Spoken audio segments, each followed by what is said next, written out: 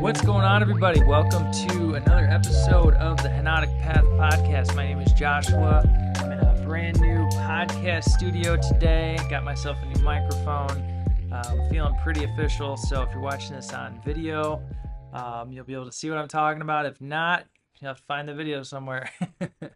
But I got a good show planned today. Gonna go in on a few things I learned from last year, 4 lessons that I learned back in 2025. I know we're moving into 2026 now, and things are moving and grooving, and it's beautiful. But these are some important things that I learned, and I feel like they can offer some value to others. So that's what we're going to be talking about today. Of course, today's sponsor is Henotic Hemp CBD supplements. Henotic Hemp offers a wide variety of CBD cannabinoid-based supplements to help you think, move, sleep, feel the way that nature always intended. So definitely check out Henotic Hemp at henotichemp.com. But yeah, let's get into it. Let's just get right into it.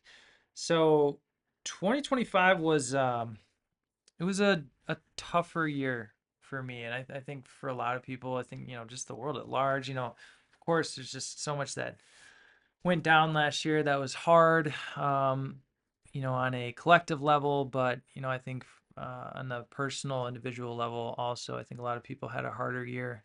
I know I certainly did. The end of 2025 was something. The last month, went through what I think they call a dark night of the soul.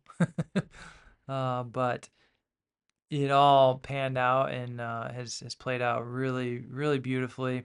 And yeah, I'll probably share more about that at some point. But yeah, let's get into the 4 lessons that I learned last year.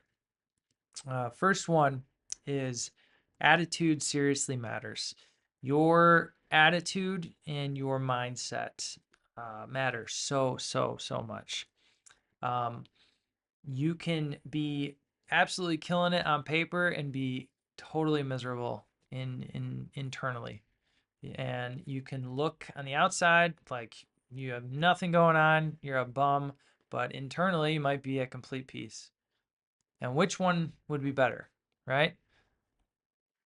I would go with the peace and being a bum at peace than being a frantic, hectic, not at peace, miserable person on the outside who's got all the things, right? That's just me. As long as you're not hurting a conscious creature, it doesn't really matter what you do. What matters is how you feel about what you're doing. Ram Dass has a quote. He says, either you do it like it's a big weight on you, or you do it as if it's part of the dance. And I think that's beautiful and so well put. The mind is so incredibly powerful that whatever we think about most of the time, whether it be positive or negative, we're going to manifest that in the physical world. We're going to see that. We're going to see more of it. It's like you think about a yellow car, you're going to start seeing yellow cars everywhere, right? And reality is happening. It's moving. It's going. It's not. It's there, and we miss so much of it, right? There's so much of it that we miss, and most of that is, it depends on where your mindset is and where your attitude is, and the way that you're thinking directly influences the life and the quality of the life that you have, right? So this was the first lesson of the year that came through. 2024 had been a great year for me, and I had just made some really big strides in my personal life, and relationships, and just ideas and beautiful things were flowing and coming together. And my wife and I, we got this brand new, to us, not brand new, but we got this new Mercedes SUV, beautiful car. We thought like we got it for a steal. It was a great deal, and we had Oceana was on the way. Our daughter was coming, and we needed a bit a new vehicle that was safe and reliable and big, and we got this beautiful car. And the entire time leading up to that, like my mindset and my attitude about life was so positive and so like just I was just really thinking about good things and like wanting to manifest good things and beautiful things in my life. And I was looking around, and there was all this proof, and in the car, and then in my friends, and the work and business, and just all of the external markers were indicating to me like, oh yeah, I'm on the right track. I'm doing the right things. Like I'm doing it right. And then the beginning of 2025, I just fell into this like negative mindset.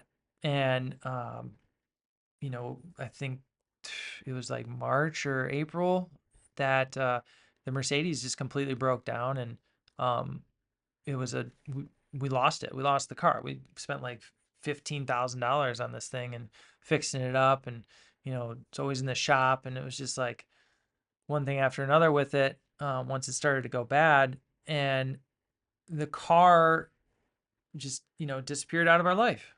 And I was like, okay, well, that was an interesting lesson. Is that tied to my attitude and the way that I'm thinking? And like, I think it was. um so that's just like one example, right? It may or may not be the case, but I can use that story as a way to like see the deeper truth and the lesson there, that um my mindset and my attitude truly, truly do matter. It's like at the root of my self-sabotaging patterns, the things that I go through, and it starts in my head. It starts in my mind. It starts with my attitude. Um, so, thankfully I've been able to shift my mindset, my attitude to be much more positive now, and to look for the positive, and to speak positive, and to act positive, and it all flows together. It all flows together. You know, it's like the stories that we make up, because we're always making up stories about this and that in life and what's happening to us and why this person did that. We're always coming up with these stories in our minds. Most of those stories are completely untrue, right? Um, and what is true anyways? Like, how can we really know what's absolutely true? So it's like, why not pick the best version of the story that is going to build into a better and better life for you, right? Because we can pick so many different versions of the same story, the same experience. We can look at it so many different ways, but it's like, what's the best way? Like, what is the best, how would this read in like a really good movie or a really good book, you know, and make that the truth, make that the thing that's true, and just keep moving, right? So, and you might say like, well, yeah, that's great, Josh, positive attitude, okay, but like I'm a realist and I can see the terrible things that are happening in the world. They're very obvious. And it's like, yeah, I know. I have been there. I consider myself a realist. I consider, I feel like we can really get a good understanding of all sides of things and see like, okay, I get it from this angle, and I get it from this angle, and I get it from this angle. Um, but again, it's like, what do you want to be true? Like, I'm sorry, how do you know what's for real true? And if you ask that question genuinely, the answer is you don't. You really don't know exactly, and you can't know absolutely what is true. Um, so pick the best story and roll with that, and keep the attitude positive, and just watch how life changes. Watch how color comes back into everything if you go from a negative mindset to a positive mindset. So important. Attitude seriously matters. Um, Second lesson from 2025 for me was it's okay to not have the answers. Now, this is a big one and something that I see we struggle with at a big, big level, collectively and just like individually, like not having the answers to something is like, it's so scary. It's like, it's the unknown. And it's like, oh my gosh, we have to have an answer. And it's like, maybe we don't have to have an answer to everything. Maybe we can just sit in the mystery for a little bit and see what comes of it, you know? Because we don't know, we don't know. Going back to the thing, like, what do you know is true? We don't know for sure. Not yet. Maybe one day, we will. But it's like, you know, there's this story of the Chinese farmer that I absolutely love.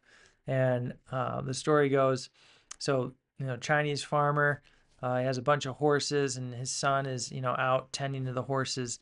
And the horse breaks through the gate and runs off, and he's gone. And, the town comes around, and they're like, oh my goodness, how terrible, that sucks, your horse ran away. And, the farmer says, perhaps.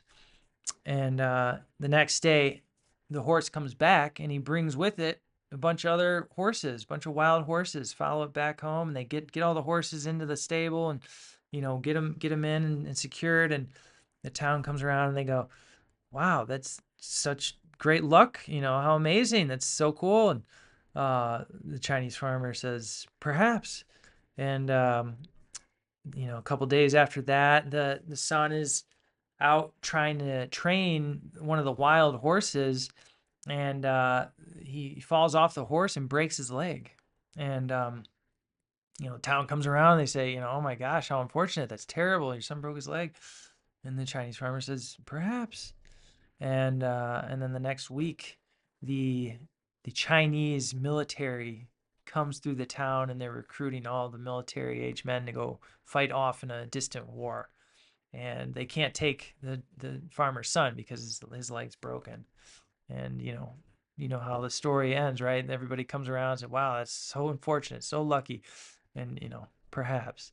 So it's like, it's okay to not be so sure, like, somehow, somewhere, someone convinced us that you have to know the answers. It's like, and maybe it's part of just the system. It's like, that we live in. I don't know how it is in different cultures, but here, you gotta like know exactly what you're gonna do for the rest of your life when you're like 16, because you gotta go to college, and you gotta, go study and get a degree in whatever thing that you're gonna do for the rest of your life. And you got to have it all figured out. Like, if you don't have it all figured out, if you don't know where you're going to college, oh my gosh, what are you even doing? It's like, that's such a mistake.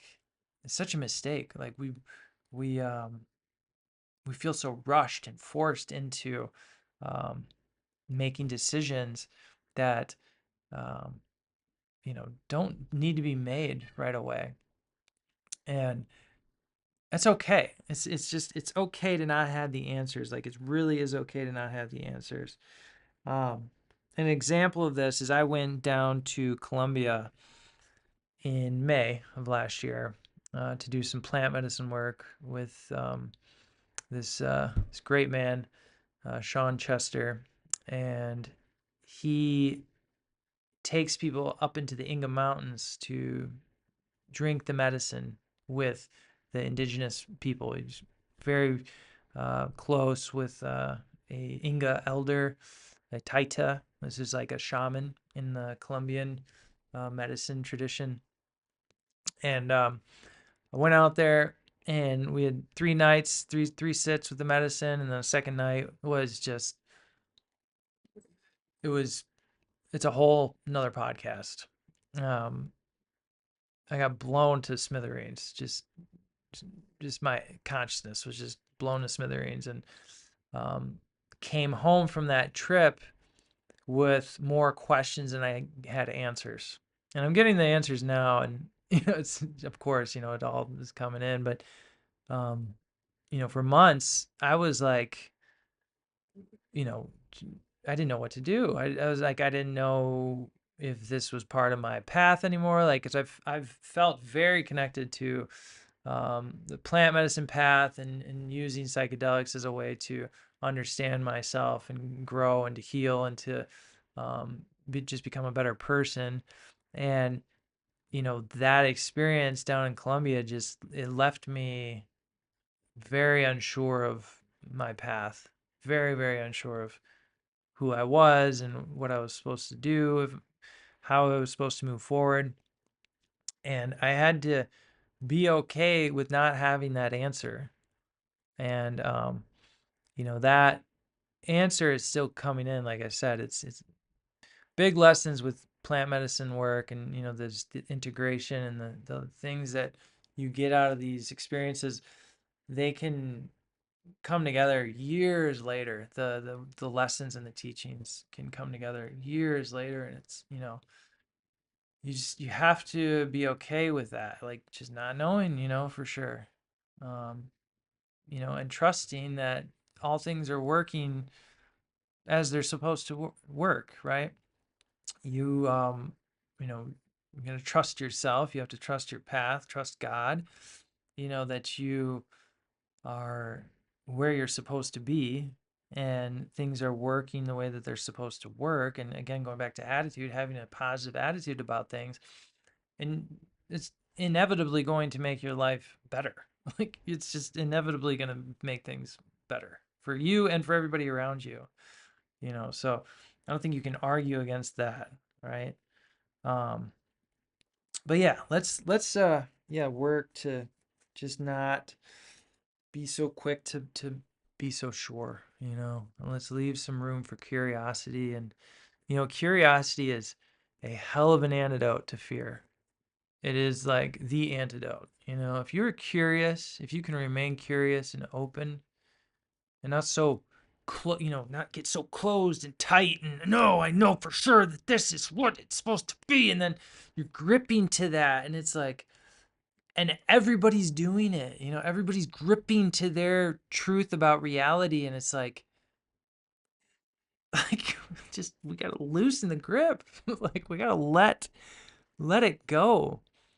uh and just like, yeah, just relax, just relax and surrender some and trust more. And it's like, you know it's a practice, right? It's a deep work, deep thing to figure out, and it takes lifetimes, I don't know.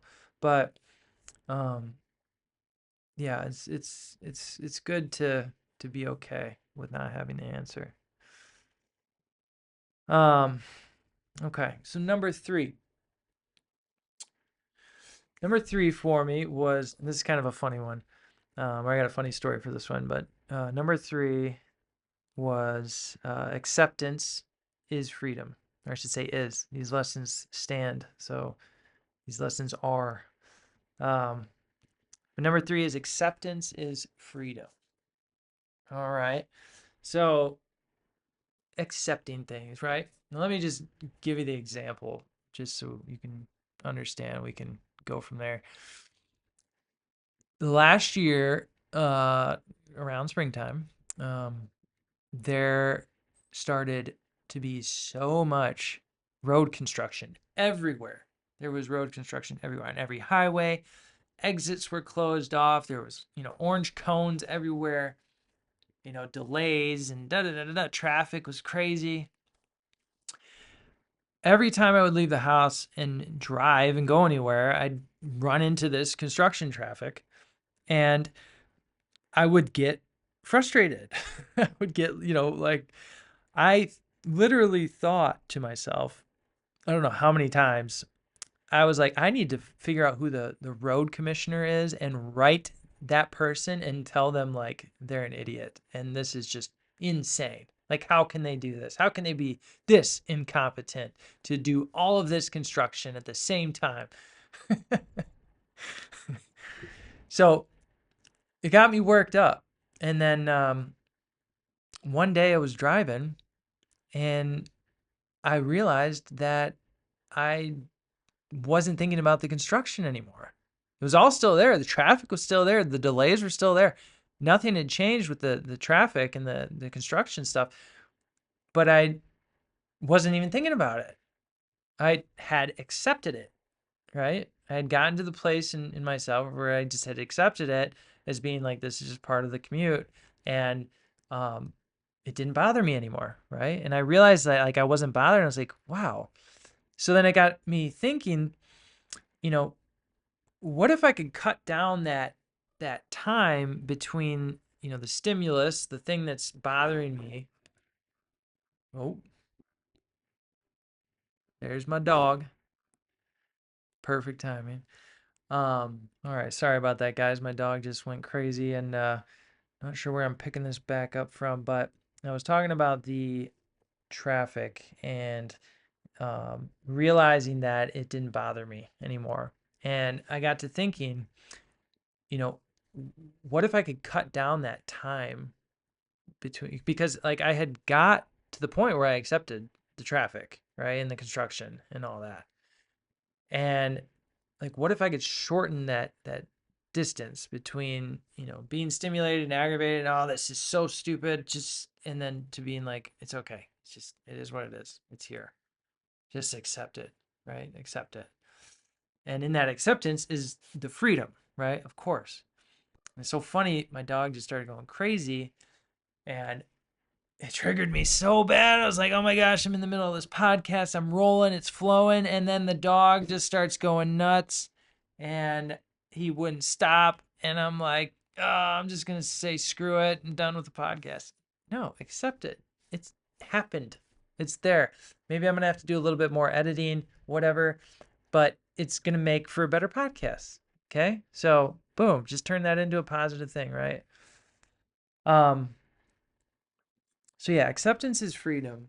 And I want to read you guys a quote from this book that I just finished. It's called The End of Your World by Adyashanti. Incredible book. Incredible book. It's uncensored, straight talk on the nature of enlightenment. And really, really beautiful book. I highly recommend picking it up if you're on the spiritual path at all. Like, it's so good. Just breaking down the journey and just like the highs and the lows and like the peaks and the valleys and like getting the inspiration and then losing it and like you know waking up out of the dream and the illusion and then like crashing back down into it and like not remembering that you ever saw the truth at all. It's amazing. But this quote from the book goes like this: the important thing is allowing the whole world to wake up. Part of allowing the whole world to wake up is recognizing that the whole world is free. Everybody is free to be as they are. Until the whole world is free to agree with you or disagree with you, until you have given the freedom to everyone to like you or not like you, to love you or hate you, to see things as you see them or to see things differently, until you have given the whole world its freedom, you'll never have your freedom. So like, boom, that just cuts right to it, and man, what a practice that is to let people be who they are. Truly, like allow them to do what they do and to, be the idiots that they are, whatever, it's like if we can get to the point of letting them, then we can find freedom within ourselves too. Well, we have to set them free. We have to set everybody free. And the mind, the ego is like so attached to, the stories that it creates and the rights and the wrongs. And it's always keeping score and keeping tabs and like, oh, that person did me wrong. And this person's a jerk. And like, and, all that might be true. And like, it's okay. Like that's like the thing is like, it's okay if somebody is a jerk and a complete asshole. Like, they have their own suffering. They none of us are free of it. None of us are free of the suffering, unless you've learned how to not have any preferences, which is possible, I hear. But again, what a thing to do and to break through to, not having any preferences. Like, whoa, really think about that. That's a deep, deep thing to think about. Like, no preferences, like everything's okay. Well, yeah, at a much, much higher level than we can see from, right? There is this whole happening that is going on, right? And it's there's no stopping it. It's just it is experiencing itself. And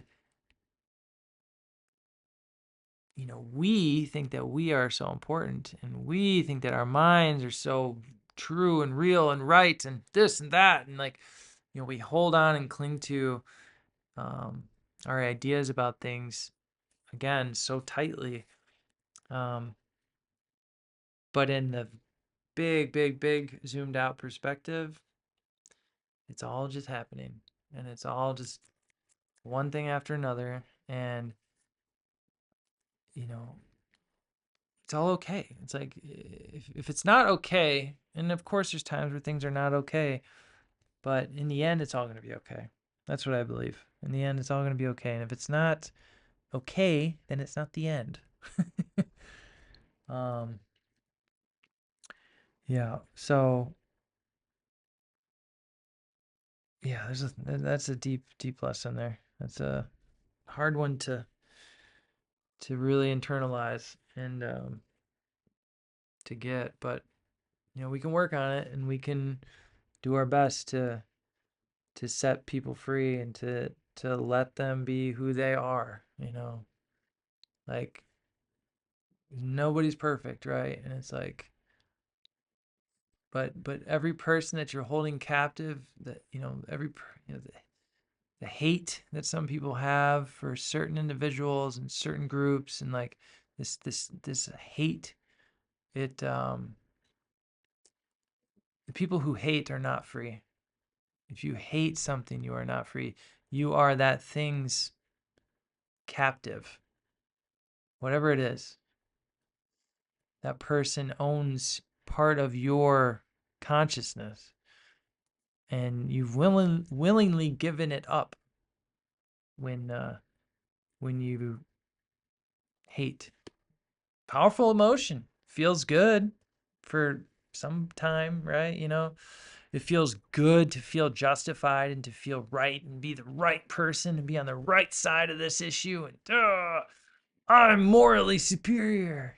It's like, maybe, perhaps, but time is time scales, like zoom out, like, when's the thing that you think is okay gonna not be okay, and vice versa. And, you know so yeah. All right, so number 4, real transformation is boring. This is a good one. Real transformation is boring. It's not big and flashy and bang. I mean, yeah, that can happen, right? You can have the big bang transformative experiences, but the real change is just boring, mundane, repetitive stuff. um, I talked about the plant medicine stuff a little bit ago, and I've spent the better part of the last decade like seeking out transformative big experiences, whether it be with the plants or the amphibians, or different things like 75 Hard and Vipassana, becoming a father even. I thought like becoming a father was going to be the big moment, and the big moment never came. I mean, it came in glimpses, right? It's like, yeah, I went way up. I was in it, felt it, got it. Like, okay, there's no way I'm ever going to crash down to earth. And then what happens? I eventually crash back down to earth. So it's like, yeah, it's just these big transformative experiences. The change doesn't last unless you bring the devotion into your everyday life. Going back to attitude, right? How are you thinking?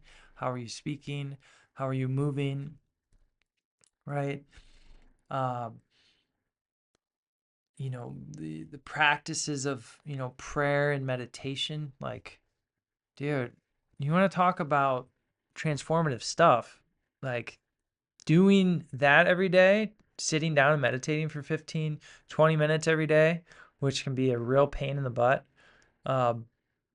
That practice and the devotion to that practice is the thing that's going to change you the most. Waking up early every day to pray and spend the first moments of your day with, your higher power, with God, that is going to change your life. Like, truly, it will. Like, do those things on a regular basis and try to tell me that your life isn't better.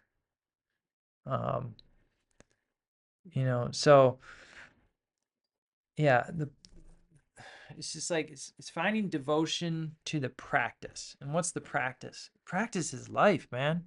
Like, life is the practice, the whole thing. So, practice equals life, and life equals reverence and stillness and acceptance, right? Um, so yeah, the beauty in finding, going back again to the acceptance thing, going back again to the attitude thing, like all these lessons, work together, right? And that's the beauty of something that is real, is that it's cohesive and it flows together, and it's like, um, so these lessons aren't uh, anything that I've like, discovered, and I'm the only one who knows it. It's just I'm tapping into truth. This is truth.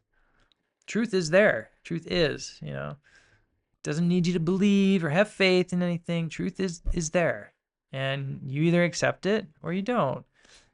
And yeah, so I know I talked a lot about, not being able to know the truth earlier.